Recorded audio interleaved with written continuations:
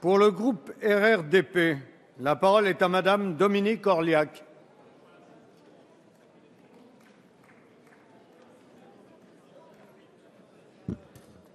Merci Monsieur le Président, Madame la Ministre, Mesdames les rapporteurs. Le texte du projet de loi de modernisation de notre système de santé que nous sommes appelés aujourd'hui à voter a nourri des espoirs, suscité bien des craintes, alors que la santé devrait faire l'objet d'un véritable consensus national. D'emblée, nous tenons à dire que les parlementaires du groupe 2RDP regrettent les conditions de son élaboration, notamment l'absence de négociations effectives qui auraient pu permettre un climat plus serein et d'éviter les incompréhensions.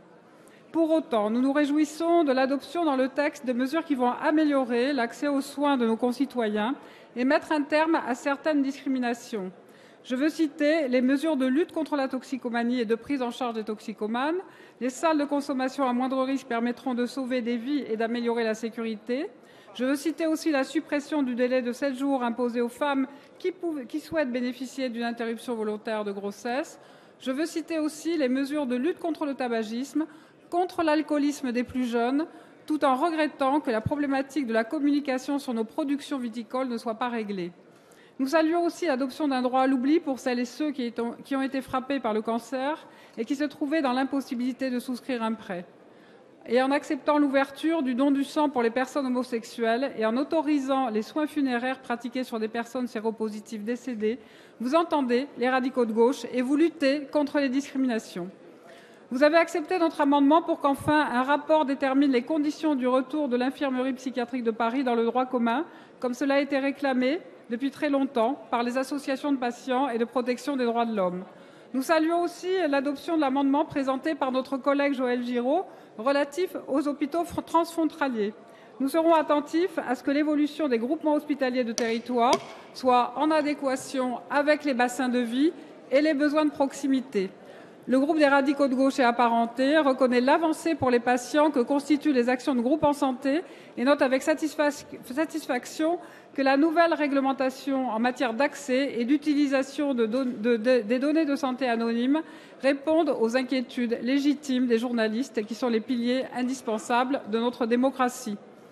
Toujours au bénéfice des patients et des professionnels, l'adoption de notre amendement sur le service public d'information en santé qui inclut les produits de santé au sens large, permettra une information simple, lisible et indépendante. Enfin, l'adoption d'amendements liés à la santé environnementale que nous avons portés permettra, comme la lutte contre les effets du radon, de lutter contre le cancer du poumon. Mais nous regrettons aussi le refus du gouvernement d'aborder le sujet de la médication officinale de premier recours dans le parcours de soins, alors que d'autres pays européens l'ont fait depuis longtemps.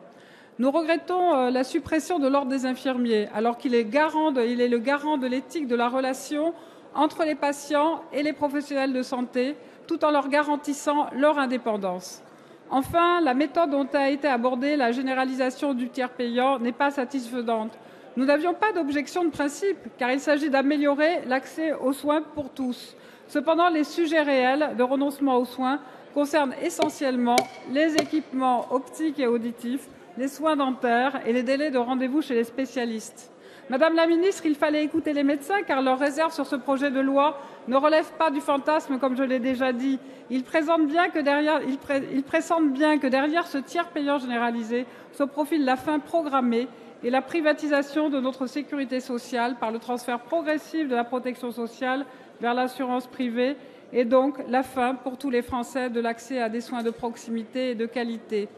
Madame la ministre, il fallait les rassurer quant à la garantie de l'efficience du dispositif et garder à l'esprit la nécessité de préserver le temps médical.